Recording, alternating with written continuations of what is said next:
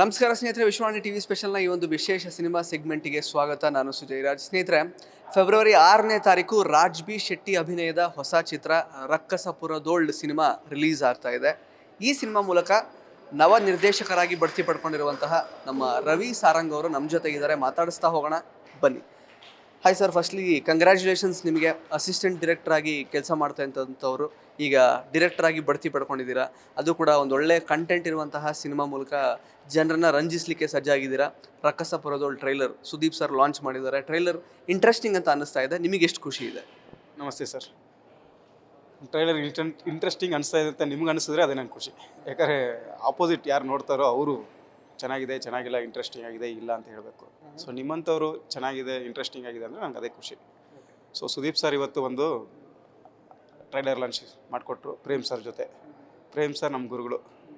So ನನ್ನ ಅಂದರೆ ಒಂದು ಹೇಳ್ತಾರಲ್ಲ, ಮಗು ಹುಟ್ಟಿದಾಗ ಒಂದು ಇರುತ್ತೆ, ಅದು ಬೆಳೆಯೋದೆಲ್ಲ ನೋಡಿ ಅವ್ರಿಗೂ ಒಂದು ದೊಡ್ಡ ಸ್ಟೇಜಿಗೆ ಹೋಗ್ತಾರೆ. ಸೊ ಆ ಥರ ನಾನು ಪ್ರೇಮ್ ಸರ್ ಹತ್ರ ಬಂದವನು.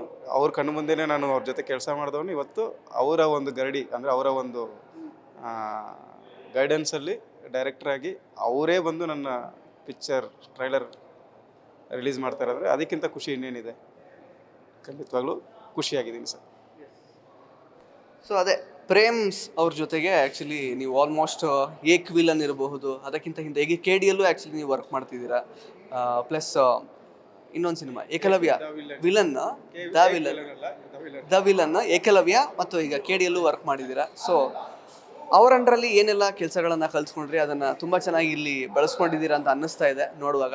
ಆ್ಯಂಡ್ ನನಗೆ ತುಂಬ ಇಂಟ್ರೆಸ್ಟಿಂಗ್ ವಿಷಯ ನಿಮ್ಮಿಂದ ತಿಳ್ಕೊಳಕ್ಕೆ ಇಷ್ಟಪಡೋದೇನು ಅಂತಂದರೆ, ರಾಜ್ ಬಿ ಶೆಟ್ಟಿ ಅವರು ತುಂಬ ಈಸ್ ವೆರಿ ಲೈಕ್ ಅಂದರೆ ಅಷ್ಟು ಈಸಿಯಾಗಿ ಒಪ್ಕೊಳ್ಳಲ್ಲ ಸ್ಕ್ರಿಪ್ಟ್ಗಳನ್ನು, ತುಂಬ ಕಷ್ಟ ಅವರು. ಸೊ ಹೆಂಗೆ ಒಪ್ಸಿದ್ರಿ? ಅವರಿಗೆ ಏನು ಇಂಟ್ರೆಸ್ಟಿಂಗ್ ಇದೆ ಅಂತ ಅನ್ನಿಸ್ತೀವಿ ಅವ್ರಿಗೆ ಈ ಕಥೆನಲ್ಲಿ?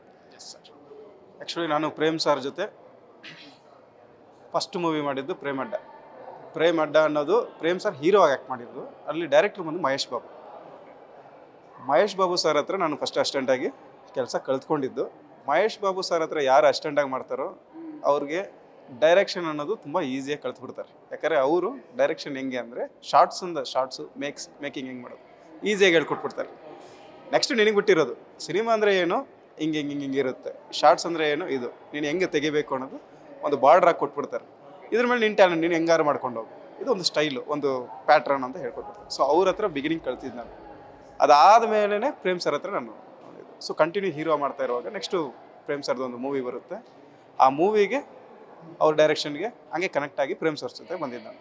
ಸೊ ಪ್ರೇಮ್ ಸರ್ ಜೊತೆ ಬಂದು ಈಗ ಅರೌಂಡ್ 12 ವರ್ಷ ಆಯಿತು. 12 ವರ್ಷ ಪ್ರೇಮ್ ಸರ್ ಏನು ಹೇಳ್ಕೊಟ್ಟಿದ್ದಾರೆ, ಅವ್ರು ಏನು ಮಾಡಿದ್ದಾರೆ, ಅವ್ರು ಏನು ಮಾಡ್ತಾಯಿದ್ರು, ಅದನ್ನು ನೋಡಿ ತಿಳ್ಕೊಂಡು ಇವತ್ತು ನಾನು ಡೈರೆಕ್ಷನ್ ಮಾಡಿರೋದು. ಸೊ ಇವತ್ತು ನಾನು ಈ ಸ್ಟೇಜಿಗೆ ಈ ಸ್ಟೇಜ್ ಅಲ್ಲ, ಈ ಸಿನಿಮಾ ಮಾಡೋದಕ್ಕೆ ಒಂದು ವಿಷಯಗಳು ಗೊತ್ತಿರಬೇಕಲ್ಲ, ಅಷ್ಟು ವಿಷಯಗಳು ತಿಳ್ಕೊಂಡಿದ್ದು ನಾನು ಪ್ರೇಮ್ ಸರ್ ಹತ್ರನೇ.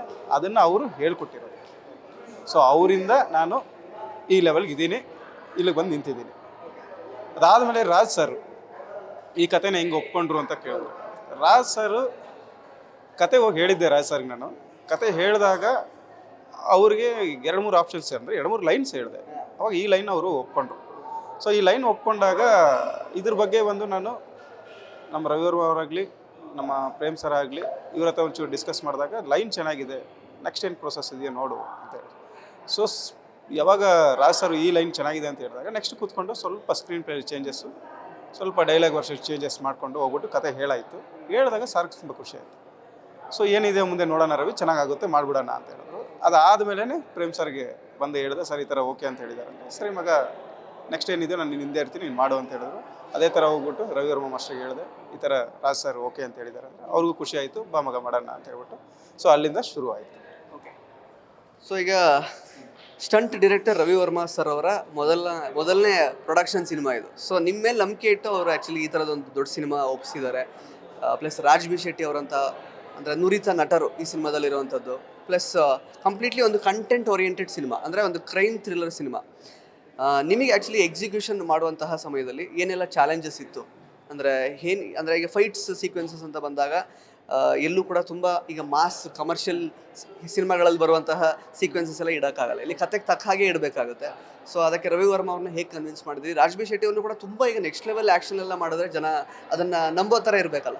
ಸೊ ಅದನ್ನೆಲ್ಲ ಎಕ್ಸಿಕ್ಯೂಟ್ ಮಾಡೋದ್ರಲ್ಲಿ ಎಷ್ಟು ನಿಮಗೆ ಚಾಲೆಂಜಿಂಗ್ ಅಂತ ಅನ್ನಿಸ್ತು? ಕರೆಕ್ಟು ನೀವು ಹೇಳಿದ್ದು. ಇಲ್ಲಿ ನಮಗೆ ಫಸ್ಟ್ ಚಾಲೆಂಜಿಂಗ್ ವಿಷಯ ಅಂದರೆ ಈ ಸ್ಟೋರಿ ನಡೆಯೋ ಬ್ಯಾಕ್ಗ್ರೌಂಡ್. ನಿಮಗೆ ರೆಗ್ಯುಲರ್ ಯಾವುದೋ ಒಂದು ವಿಲೇಜಲ್ಲಿ ನಡೀತಾ ಇದೆ ಅಂತ ಹೇಳಿದ ತಕ್ಷಣ ಹೋಗ್ಬಿಟ್ಟು ಕ್ಯಾಮ್ರಾ ಶೂಟ್ ಮಾಡಿ ಬರೋಕ್ಕಾಗಲ್ಲ. ನಾವು ಹೊಸ್ದಾಗಿ ಏನಾದ್ರು ಒಂದು ತೋರಿಸ್ಲೇಬೇಕು, ಹೊಸ ವಿಷಯಗಳನ್ನ ಹೇಳಲೇಬೇಕಾಗುತ್ತೆ. ಯಾಕಂದ್ರೆ ಪ್ರತಿ ಸಿನಿಮಾನು ಆಡಿಯನ್ಸು ಹೊಸದು ಏನಾದ್ರು ಒಂದು ಎಕ್ಸ್ಪೆಕ್ಟ್ ಮಾಡ್ತಾ ಇರ್ತಾರೆ. ಸೊ ನಾವು ಈ ವಿಷಯಕ್ಕೆ ನಾವು ಸೆಲೆಕ್ಟ್ ಮಾಡಿರೋವಂಥ ವಿಲೇಜು, ಆ ಬ್ಯಾಕ್ ಡ್ರಾಪ್ ಇದೆಯಲ್ಲ, ಚಾಮರಾಜನಗರ, ಇಲ್ಲಿವರೆಗೆ ಯಾರು ಶೂಟ್ ಮಾಡಿಲ್ಲ ಅಂತ ಜಾಗಗಳಲ್ಲಿ.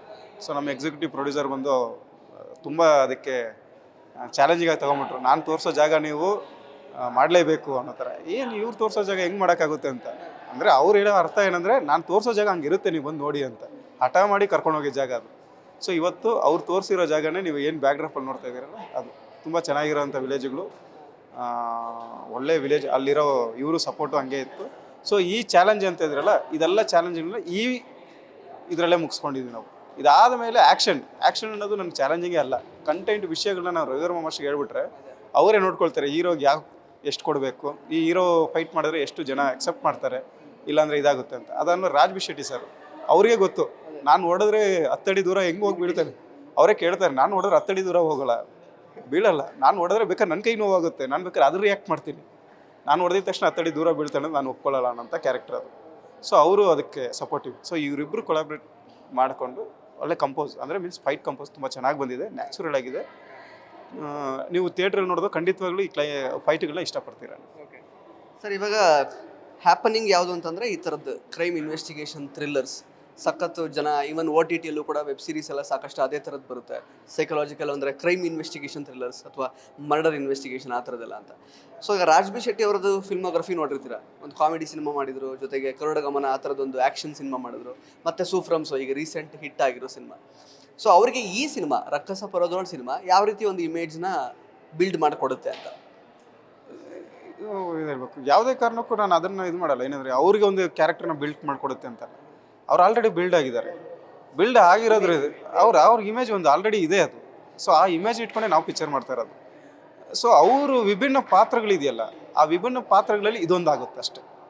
ಸೊ ಇದು ಎಕ್ಸ್ಟ್ರಾಡಿನರಿ, ಅವ್ರಿಗೊಂದು ಹೆಸರು ಕೊಟ್ಬಿಡುತ್ತೆ. ಗರುಡಗಮನ ಥರ ಒಂದು ಹೊಸ ಶೇಡು, ಒಂದು ಮಟ್ಟಕ್ಕೆ ಥರ ಒಳ್ಳೆ ಕಾಮಿಡಿ, ಅದೆಲ್ಲ ಒಂದು ಪಾತ್ರ ಚೆನ್ನಾಗಿ ಮಾಡಿದ್ದಾರೆ. ಒಂದು ಒಳ್ಳೆ ಸಿನಿಮಾ ಮಾಡಿದ್ದೀವಿ, ಚೆನ್ನಾಗಿರುತ್ತೆ. ಅವರ ಒಂದು ಲಿಸ್ಟಲ್ಲಿ ರಕ್ಕಸಪುರದಲ್ಲಿ ಅಂದರೆ ವಿಶಿಷ್ಟವಾಗಿರುವಂಥ ಒಂದು ಪಾತ್ರ. ಇದಕ್ಕೆ ಮುಂಚೆ ಯಾವುದು ಮಾಡಿರಲ್ಲ, ಇದರಲ್ಲಿ ಮಾಡಿದ್ದಾರೆ ಅಷ್ಟೇ. ಈ ಪಿಕ್ಚರಲ್ಲಿ ಮಾಡಿರೋ ಪಾತ್ರನ ಅವ್ರು ನೆಕ್ಸ್ಟ್ ಪಿಕ್ಚರ್ ಮಾಡಲ್ಲ, ಅದು ನಂಬಿಕೆ ನನಗಿದೆ. ಯಾಕಂದರೆ ಅವ್ರ ಕ್ಯಾರೆಕ್ಟರ್ ಹಂಗೆ ಇರೋದು ಅಲ್ವಾ, ಅವರ ನಿಜ ಜೀವನದ ಕ್ಯಾರೆಕ್ಟರ್ ಹಂಗೆ ಇರೋದು. ಅಂದರೆ ಈಗ ಅವರೇ ಹೇಳಿದ್ರು ಆ್ಯಕ್ಚುಲಿ ಒಂದು ಫ್ಲಾಡ್ ಪೊಲೀಸ್ ಮೆನ್ ಕ್ಯಾರೆಕ್ಟರ್ ಇದು ಅಂತ. ಅಂದರೆ ನಾರ್ಮಲ್ ಪೊಲೀಸ್ ಮೆನ್ ಆಗಿರ್ತಿದ್ರೆ ನಾವು ಒಪ್ಕೊಳ್ತಿರ್ಲಿಲ್ಲ, ಅವನಲ್ಲೇ ಕೆಲವೊಂದಷ್ಟು ಫ್ಲಾಸ್ ಇದೆ, ಅವನಲ್ಲೇ ಕೆಲವೊಂದಷ್ಟು ಲೈಕೆಂದರೆ ನೆಗೆಟಿವ್ಸು ಮತ್ತು ವೀಕ್ನೆಸಸ್ ಎಲ್ಲ ಇದೆ, ಅದಕ್ಕೋಸ್ಕರ ಒಪ್ಕೊಂಡೆ ಅಂತ. ಈಗ ಕ್ರೈಮ್ ಥ್ರಿಲ್ಲರ್ ನೀವು ಮಾಡಿದ್ದೀರಿ ಆ್ಯಕ್ಚುಲಿ. ಸೊ ಏನು ಟ್ರೈಲರಲ್ಲಂತೂ ಏನೂ ಬಿಟ್ಕೊಟ್ಟಿಲ್ಲ ಜಾಸ್ತಿ ವಿಷಯ, ಸ್ವಲ್ಪ ಗೊತ್ತಾಗಿದೆ ಅಷ್ಟೇ. ಸೊ ಏನು ಎಕ್ಸ್ಪೆಕ್ಟೇಷನ್ ಇಟ್ಕೊಂಡು ಸಿನಿಮಾ ನೋಡೋಕ್ಕೆ ಬರ್ಬೋದು ಜನಗಳು? ಅಂದರೆ ಸಾಕಷ್ಟು ನಾವು ಕ್ರೈಮ್ ಥ್ರಿಲ್ಲರ್ಸ್ ನೋಡ್ತಾನೆ ಇರ್ತೀವಿ, ಎಡ್ಜ್ ಆಫ್ ದ ಸೀಟ್ ಆ ಫ್ಯಾಕ್ಟರ್ ಇರಲೇಬೇಕಾಗುತ್ತೆ ಇಡೀ ಸಿನಿಮಾ ಪೂರ್ತಿ. ಒಂಚೂರು ಆಚೆ ಈಚೆ ಬೋರ್ ಆದರೂ ಜನ ಇದು ಅಥವಾ ಗೆಸ್ ಮಾಡೋ ಥರ ಇದ್ಬಿಟ್ರೆ ಇಷ್ಟೇ ಆಗೋದು ಅಂತ ಅವ್ರು ಇದಾಗ್ಬಿಡ್ತಾರೆ. ಸೊ ಕೊನೆ ತನಕ ಗೆಸ್ ಮಾಡೋಕೆ ಆಗುತ್ತಾ ಅಥವಾ seat of the edge cinema ಇದಾಗಿರುತ್ತಾ, ಹೇಗೆ? ಕ್ರೈಮ್ ಥ್ರಿಲ್ಲರ್ ಎಲ್ಲರಿಗೂ ನಿಮ್ಗೆ ಒಂದೇ ವಿಷಯ. ಕ್ರೈಮ್ ಥ್ರಿಲ್ಲರ್ ಅಂದರೆ ಒಂದು ಕ್ರೈಮ್ ನಡೆಯುತ್ತೆ, ಥ್ರಿಲ್ಲರ್ ಆಗಿ ತೋರಿಸ್ಬೇಕು, ಇದೇ ಕಂಟೆಂಟ್ ಇರೋದ್ರಿಂದ ನಮ್ಮ ಪ್ರಯತ್ನ ಏನಿದೆಯೋ ನಾವು ಮಾಡಿದ್ದೀವಿ. ಒಂದು ಕ್ರೈಮ್ ನಡೆಯೋ ಊರಲ್ಲಿ ಹೀರೋ ಬಂದಾಗ ಏನಾಗುತ್ತೆ, ಕ್ರೈಮ್ ಮಾಡಿರೋನು ಯಾರು, ಕ್ರೈಮ್ ಮಾಡಿರೋನ ಹೀರೋ ಹಿಡಿತಾನ, ಇಲ್ಲ ಹೀರೋನೇ ಅದಕ್ಕೆ ಕ್ರೈಮ್ ಸಪೋರ್ಟ್ ಮಾಡ್ತಾನ. ಸೊ ಯಾವ್ದು ಬೇಕಾರಾಗಿರ್ಬೋದು, ನಿಮಗೆ ಕೊನೆವರೆಗೂ ನೀವು ಹೇಳಿದ್ರೆ ಸೀಟ್ ಎಡ್ಜಲ್ಲಿ ಕೂರ್ಸೋಕ್ಕೆ ಟ್ರೈ ಮಾಡಿದ್ದೀವಿ. ಎಲ್ಲರೂ ಅಷ್ಟೇ, ಪಿಕ್ಚರ್ ಮಾಡಬೇಕಾದ್ರೆ ನಮ್ಮ ಕಷ್ಟಪಟ್ಟೆ ಮಾಡೋದು, ಎಲ್ಲ ಮಾಡೋದು ಚೆನ್ನಾಗಿರುತ್ತೆ ಅಂತಲೇ ಮಾಡೋದು. ನಮ್ಮ ಪ್ರಯತ್ನ ನಾವು ಮಾಡಿದ್ದೀವಿ. ಸಿನಿಮಾ ರಿಲೀಸ್ ಆದಾಗ ಜನ ನೋಡ್ಬಿಟ್ಟು ಅದಕ್ಕೆ ಉತ್ತರ ಕೊಡಬೇಕು. ನನ್ನ ಅಭಿಪ್ರಾಯ ಚೆನ್ನಾಗಿರುತ್ತೆ, ನೋಡ್ಬೋದು, ಎಂಗೇಜಿಂಗ್ ಆಗಿರುತ್ತೆ, ನೀವು ಖಂಡಿತವಾಗ್ಲೂ ಇಷ್ಟಪಡ್ತೀರಾ. ಸರ್, ಇನ್ನು ಆ್ಯಕ್ಚುಲಿ ರಾಜ್ಬಿ ಶೆಟ್ಟಿ ಅವರು ಮೇಜರ್ ಎಕ್ಸ್ ಫ್ಯಾಕ್ಟರ್ ಈ ಸಿನಿಮಾದಲ್ಲಿ. ಆ್ಯಂಡ್ ನೀವು ಬೀಂಗ್ ಅ ಡೈರೆಕ್ಟರ್, ಆ್ಯಕ್ಚುಲಿ ಅವರು ಎಲ್ಲ ಕ್ರೆಡಿಟ್ ನಿಮಗೆ ಕೊಟ್ಟರು ರಾಜ್ಬಿ ಶೆಟ್ಟಿ ಅವರು. ಅಂದರೆ ನಿರ್ದೇಶಕ ಈ ಥರದೊಂದು ಕತೆ ಬಂದು ಹೇಳಿದಾಗ ನಿರ್ದೇಶಕ ಗೆಲ್ಲಬೇಕು ಅನ್ನೋ ಕಾರಣಕ್ಕೆ ನಾನು ಇದನ್ನು ಒಪ್ಕೊಂಡೆ, ಪ್ಲಸ್ ನನಗೂ ಇಷ್ಟ ಆಯಿತು ಅಂತ. So audience point of view ಇಂದ ಹೇಳೋದಾದರೆ ಏನು ಎಕ್ಸ್ಪೆಕ್ಟ್ ಮಾಡ್ಕೊಂಡು ಬರ್ಬೋದು? ಅಂದರೆ ಕ್ರೈಮ್ ಥ್ರಿಲ್ಲರ್ಸ್ ಸಾಕಷ್ಟು ವಿಷಯ ಇರುತ್ತೆ, ತುಂಬ ಸಸ್ಪೆನ್ಸ್ ಓರಿಯೆಂಟೆಡ್ ಆಗಿರುತ್ತೆ. ಸೊ ಇದರಲ್ಲಿ ನಾವು ಏನು ಅಂದರೆ ಇಲ್ಲಿ ತನಕ ನೋಡದೇ ಇರೋದು, ತೆರೆ ಮೇಲೆ ನೋಡದೇ ಇರೋಂಥ ಯಾವ ವಿಷಯನ ಇದರಲ್ಲಿ ತೋರಿಸಿದ್ದೀರಾ ನೀವು ಅಂತ? ನೀವೇ ಎಲ್ಲ ಆನ್ಸರ್ ಹೇಳ್ತೀರಾ. ಕ್ವಶನ್ ನೀವೇ ಕೇಳಿದ್ರೆ ಆನ್ಸರ್ ಹೇಳಿದ್ರಿ. ಕ್ರೈಮ್ ಥ್ರಿಲ್ಲರು, ಎಡ್ಜಲ್ಲಿ ಕೂತ್ಕೋಬೇಕು, ಎಲ್ಲ ಇರಬೇಕು. ಸೊ ಅದೇ ರೀತಿ ಪ್ರಯತ್ನ ಪಟ್ಟಿದ್ವಿ. ಹೊಸತನ ಅಂತ ಹೇಳ್ತೀವಲ್ಲ, ನಾವು ಯಾವುದು ಪಿಕ್ಚರ್ಗಳು ಇದುವರೆಗೂ ಯಾವುದೇ ಹೊಸತನ ಏನೂ ಇರಲ್ಲ. ಪಿಕ್ಚರ್ಗಳು ಎಲ್ಲನೂ ಬಂದ್ಬಿಟ್ಟು ಮಾಡಿರ್ತಾರೆ. ಪಾತ್ರಗಳು, ನಿರ್ದೇಶಕರು, ಘಟನೆಗಳು ಮಾತ್ರ ಬದಲಾವಣೆಯಾಗಿರುತ್ತೆ. ಸೊ ಈ ಘಟನೆಗಳು, ಪಾತ್ರಗಳು ಕರೆಕ್ಟಾಗಿ ಕಾಂಬಿನೇಷನ್ ಕರೆಕ್ಟಾಗಿ ಸಿಕ್ಕಿದ್ರೆ ಅದೊಂದು ಹೊಸ ಸಿನಿಮಾ ಆಗುತ್ತೆ. ಸೊ ಆ ಥರ ನಾನು ಹೇಳ್ತಿದ್ದೀನಿ. ನೀವು ಅಂದರೆ ಏನು ಹೇಳ್ತೀವಿ, ಜಾಗ ಆಗಿರ್ಬೋದು, ಲೊಕೇಶನ್ಸ್ ಆಗಿರ್ಬೋದು, ಇಲ್ಲ ಆ್ಯಕ್ಟಿಂಗ್ ಆಗಿ ರಾಜ್ ಸರ್ ಮಾಡಿರ್ಬೋದು, ಕತೆ ವೈಸು ನಾವು ಸ್ವಲ್ಪ ತಿರುವುಗಳು ಮಾಡ್ಕೊಂಡಿರೋದು, ಇದೆಲ್ಲ ಸೇರಿದಾಗ ಒಂದು ಹೊಸ ಪಿಕ್ಚರ್ ಥರ ಆಗಬಹುದು. ಓಕೆ, ನೀವು ನೋಡಿ ಅದಕ್ಕೆ ಆನ್ಸರ್ ಮಾಡಬೇಕು. ಸಿನಿಮಾನ ಪ್ರೇಮ್ಸ್ ಅವರಿಗೆ ತೋರಿಸಿದ್ರ ನೀವು? ಆ್ಯಕ್ಚುಲಿ ಯಾರಾದರೂ ನೋಡಿದಾರಾ ಸಿನಿಮಾ ಬಗ್ಗೆ? ಏನು ಒಪಿನಿಯನ್ ಕೊಟ್ಟಿದ್ದಾರೆ? ರಾಜ್ ಬಿ ಶೆಟ್ಟಿ ಅವರು ಏನು ಹೇಳಿದ್ದಾರೆ ಸಿನಿಮಾ ಬಗ್ಗೆ ಫುಲ್ ಔಟ್ಪುಟ್ ನೋಡಾದ್ಮೇಲೆ? ಪ್ರೇಮ್ ಸರ್ ನೋಡಿದ್ದಾರೆ ಪಿಕ್ಚರು, ತುಂಬ ಇಷ್ಟಪಟ್ಟರು. ರಾಜ್ ಸರ್ ನೋಡಿದ್ದಾರೆ, ಅವರು ಇಷ್ಟಪಟ್ಟರು. ಇದನ್ನು ಹೆಂಗೆ ತಗೊಂಡೋಗಿ ಜನಕ್ಕೆ ತಲುಪಿಸ್ಬೇಕು ಅನ್ನೋದ್ರ ಮೇಲೆ ನಾವು ನಿಂತಿದ್ದೀವಿ. ಜನ ಕರೆಕ್ಟಾಗಿ ತಲುಪಿಸಿದ್ರೆ ಖಂಡಿತವಾಗ್ಲೂ ಬಂದು ನೋಡ್ತಾರಂತೆ ಇಬ್ಬರಿಗೂ ನಂಬಿಕೆ ಇದೆ. ಆ ಪ್ರಯತ್ನದಲ್ಲಿ ನಾವು ಇದ್ದೀವಿ ಸರ್.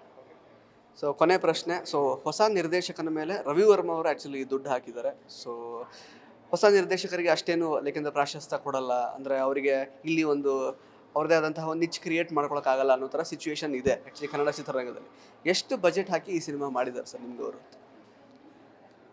ಆ್ಯಕ್ಚುಲಿ ಯಾಕಂದರೆ ರವಿ ವರ್ಮ ಮಾಸ್ಟರು ಪ್ರೊಡ್ಯೂಸರ್ ಅಲ್ಲ, ಈಸ್ ಎ ಒಳ್ಳೆ ಟೆಕ್ನಿಷಿಯನ್, ಒಳ್ಳೆ ಟೆಕ್ನಿಷಿಯನ್, ಫೈಟ್ ಮಾಸ್ಟರ್, ಒಳ್ಳೆ ಡೈರೆಕ್ಟರ್. ಓಕೆ, ಇಡೀ ಇಂಡಿಯಾಗೆ ಗೊತ್ತಿರೋವಂಥ ಒಂದು ಫೇಸ್ ವ್ಯಾಲ್ಯೂ ಇರೋವಂಥ ವ್ಯಕ್ತಿ. ಆ್ಯಕ್ಚುಲಿ ಮನ್ಸು ಮಾಡಿದರೆ ಅವರೇ ಡೈರೆಕ್ಷನ್ ಮಾಡ್ಬೋದಾಗಿತ್ತು ಅವ್ರ ಬ್ಯಾನರ್ಗೆ. ಆದರೂ ಹೊಸಬ್ರಿಗೆ ಒಂದು ಅವಕಾಶ ಕೊಡ್ತಾರೆ ಅಂದರೆ ನಮ್ಮ ಮೇಲೆ ಇಟ್ಟಿರೋ ನಂಬಿಕೆ, ಆ ಕತೆ ಮೇಲೆ ಇರೋ ನಂಬಿಕೆ. ಸೊ ಈ ಒಂದು ವಿಷಯ ಇದೆಯಲ್ಲ, ಅದನ್ನು ನಾವು ಅವ್ರಿಗೆ ಚಿರಋಣಿ ಆಗಿರ್ಬೇಕು. ನಾನು ಸೊ ನನ್ನ ಮೇಲೆ ಒಂದು ನಂಬಿಕೆ ಇಟ್ಟು ಅವರು ಏನು ಒಂದು ಬಂಡವಾಳ ಹಾಕಿದಾರಲ್ಲ, ಅದನ್ನೇ ಹೇಳ್ತಾ ಇರೋದು. ಸಿನಿಮಾಗೆ ಏನು ಬೇಕೋ ಅದನ್ನು ಕೊಟ್ಟಿದ್ದಾರೆ.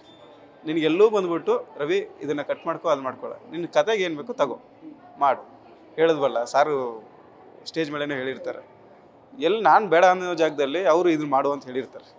ಕೆಲವೊಂದು ಕಡೆ ಪ್ರೊಡಕ್ಷನ್ ವೈಸು ಏನೇನು ಸಪೋರ್ಟ್ ಮಾಡಬೇಕು ನಾವುಗಳು ಹೋಗೋಕ್ಕಾಗಲ್ಲ. ಅವರೇ ಹೋಗಿ ನಿಂತ್ಕೊಂಡು ಏನೋ ಒಂದು ಮಾಡ್ಕೊಂಡು ಮಾತಾಡಿ ಎಲ್ಲ ಮಾಡಿ ಸರಿ ಮಾಡ್ಕೊಂಡು ನೀವು ಹೋಗಿ ಶೂಟಿಂಗ್ ಮಾಡ್ಕೊಂಡು ಸಾಕು ಅಂತ. ಸೊ ಈ ಥರ ಸಪೋರ್ಟಿವ್ಸ್ ಎಲ್ಲ ತುಂಬ ಚೆನ್ನಾಗಿ ಮಾಡಿಕೊಟ್ಟಿದ್ದಾರೆ.